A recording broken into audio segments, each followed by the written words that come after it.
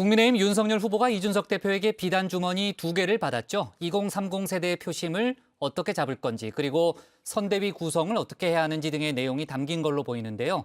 박준우 마커가 주민에서 관련 소식 짚어봅니다.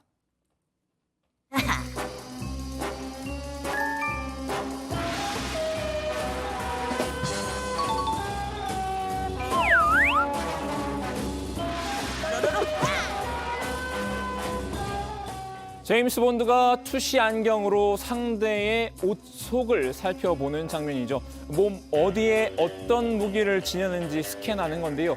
저도 오늘은 저 투시 안경이 필요한 날이었습니다. 물론 007과는 다른 목적입니다. 바로 이 주머니 속에 뭐가 들었는지 알아보고 싶었기 때문인데요. 지난주 토요일 날 저희가 회동을 하면서 이미 계략적인 당 상황에 대해 가지고 후보께 말씀을 드렸고, 그래서 내용물은 이미 상당 부분 전달해 드린 것 같은데 이 상징적 의미의 그것을 제가 전달할 수 있도록 하겠습니다. 예. 국민의힘 이준석 대표가 윤석열 후보에게 건네는 비단 주머니입니다. 이 대표가 평소 하는 말을 들어보면 삼국지 매니아라는 느낌이 강하게 오는데요. 총나라 승상인 제갈량이 부하인 강희와 양희 등에게 위기의 순간에 열어보라면서 이렇게 비단 주머니를 넘겼었죠. 이 대표도 그 장면을 오마주한 것 같습니다. 그래서 대체 저 비단 주머니에는 뭐가 들어있는 걸까요? 오늘 이 대표가 살짝 힌트를 주긴 했는데요. 주민 최초로 오늘의 인물이 아니라 물건을 선정했습니다. 그럼 주머니인 해보겠습니다. 비단 주머니라고 하는 것의 상당수가 사실은 젊은 세대가 정치에 관심을 가질 수 있도록 하는 그런 비책에 가까운 것들이다 이렇게 보시면 될 것 같습니다. 예. 이 대표 20개의 비단 주머니 가운데 이렇게 2개를 건넸는데요. 이 가운데 하나는 MZ세대의 표심을 잡기 위한 비책이 들어있는 것 같습니다. 야, 민지가 해달라는데 한번 좀 해보자. 같이 하면 되잖아. 윤 후보가 국민의힘 최종 후보로 선출된 이후 당원들의 탈당 러시가 이어졌죠. 어제까지 지난 사흘간 국민의힘을 탈당한 책임당원은 약 3,000명에 달한다고 하는데요. 탈당자 가운데 75%가 2030 세대인 것으로 알려졌습니다. 무야홍을 외쳤던 만큼 경선 결과에 대한 실망감 탓에 탈당을 택한 것으로 보이는데요. 2030 세대의 지지에 힘입어 당대표에 오른 이 대표, 연일 경계의 목소리를 내고 있습니다. 노인의 힘이 되고 싶지 않다면 더 이상 2030의 심기를 건드려선 안 된다고 말이죠. 보수 진영의 예. 몰상식한 분들이 그것을 무슨 뭐 애초에 역선택이었느니 그분들이 예. 뭐 2030이 뭐 한 줌밖에 안 되느니 뭐 예. 이런 것들로 비하적 발언을 이제 일삼고 있거든요. 그런 발언 하시는 분들이 평생 살면서 2030 당원을 10명이라도 모아오시는 실적이 있는가. 특히 김재원 최고위원을 겨냥했는데요. 탈당한 2030 당원 수를 40명 안팎이라고 축소 발언한 점을 지적했습니다. 젊은 세대의 화를 돋을 수도 있다는 겁니다. 김재원 최고의 진위가 무엇이든 간에 자신들을 무시하고 자신들을 아무것도 아닌 것처럼 취급하려고 하고, 그리고 애써 사태를 축소하려고 한다는 느낌으로 이제 비춰지면 더 화가 나서 탈당할 사람들도 있기 때문에. 이 대표는 이번 대선은 지역 구도가 아니라 세대 구도로 치르는 게 유리하다고 판단하고 있는데요. 2030이 캐스팅 보트를 쥐고 있다고 봤습니다. 윤석열 후보나 이재명 후보나 젊은 세대 사이에서 비호감도가 높은 만큼 누가 먼저 이들의 마음을 잡느냐가 관건이겠죠. 결국 비단 주머니 속 핵심 내용은 겸손이라고 있습니다. 우리 후보가 굉장히 이제 겸손한 자세로 젊은 세대와의 소통을 늘려나간다면은 저는 좋은 결과가 있을 것이고, 주변에 이제 굉장히 자극적인 언사로 2030 세대에 조롱을 하는 그런 인사들이 계속 발언을 하면은 이분들은 아마 투표 의지가 아까 말했던 거 약해지거나 아니면은 무당층으로 갈 가능성이 있다 이렇게 봅니다. 윤 후보도 이런 이 대표의 우려를 인식했나 봅니다. 홍준표 의원과 깐부 맺기에 나선 건데요. 홍 의원과 힘을 합치면 떠나간 무야홍의 메아리라도 붙잡을 수 있을 거라고 본득합니다. 무야홍. 물론 이 대표는 윤 후보 본인의 노력이 더 중요하다고 생각하는 것 같지만요. 일단 급한 대로 홍 의원을 끌어들이기 위한 윤석열 캠프의 두 가지 대책. 하나는 바로 칭찬입니다.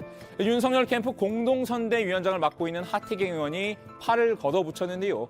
홍 의원과는 조금 껄끄러운 사이지만 벼랑간 홍준표 천재론을 띄웠습니다. 특히 홍 후보 같은 경우는 뭐 저하고 좀 관계가 좀 그러긴 했지만 정치적 천재성이 있는 분이에요. 그래서 윤 후보는 홍 후보를 좀 정치 스승으로 모셔야 된다고 생각을 합니다. 두 번째 대책은 무르기인데요. 윤 후보 비서실장에 임명된 권성동 의원, 지난 경선 과정에서 홍준표 캠프의 여명 대변인을 명예훼손 등으로 고소했었죠. 이제는 고소 취하를 검토하고 있는 것으로 전해졌습니다. 원팀을 위한 행보일 텐데요. 하지만 정작 문제는 홍 의원이 윤 후보와 손잡을 생각이 없어 보인다는 점입니다. 이번 대선이 지는 사람은 정치 보복이라고 따질 것도 없이 감옥을 가야 될 겁니다. 마치 이번 대선이 석양의 무법자 대선처럼 보인다. 더 굿, 더 뱃, 더 어거리. 국민의당 안철수 대표의 놈 발언과 비슷한 맥락인데요. 홍 의원은 백의종군을 할 뿐 비리 대선의 전면에 나서진 않겠다는 뜻을 분명히 했죠. 이미 떠난 청년 표심도 되돌리기 어려울 거라고 봤습니다. 청년들 몇 사람 등용하고 같이 사진 찍고 쇼한다고 해서 돌아오질 않습니다.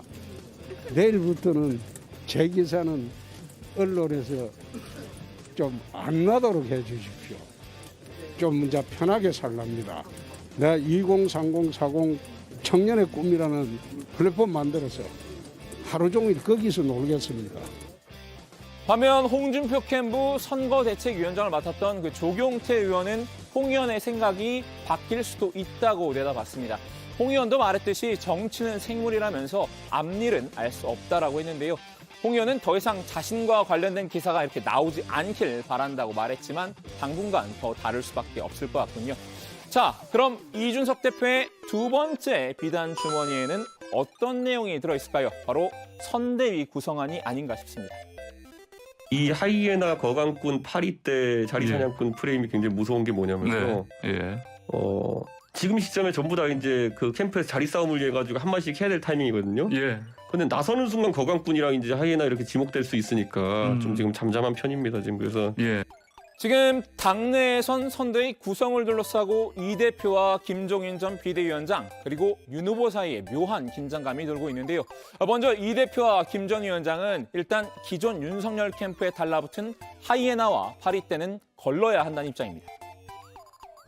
캠프에 모이는 사람들 가리켜서 자리 사냥꾼이라고 이렇게 얘기를 하는데 혹시라도 대통령이 당선되면 그 무슨 덕을 보지 않을까 하는 이런 사람들만 모이게 돼 있어요.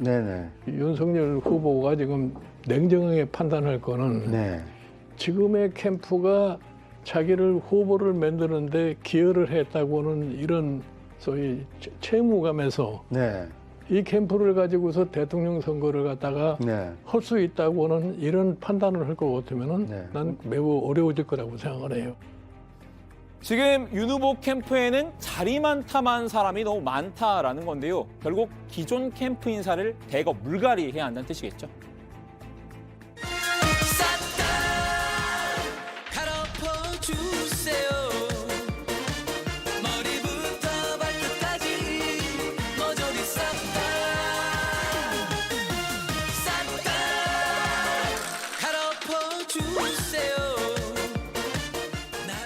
반면 윤 후보는 기존 캠프 인사들을 바탕으로 새로운 인사들을 보탠 안을 구상한 것으로 알려졌는데요. 아무래도 경선에서 자신을 도와준 이들에 대한 부채의식 때문이겠죠. 딜레마에 빠진 윤석열 후보, 갈아엎을지 아니면 보탤지 궁금한데요. 이 대표의 비단 주머니에 적힌 비책을 그대로 따르거나 아니면 자기 뜻대로 밀어붙이거나 그도 아니면 절충안을 찾아보거나 셋 중 하나겠죠. 오늘 주민 한마디 정리합니다. 윤석열의 두 가지 고민, 민지야 어디가, 엎을까 보탤까?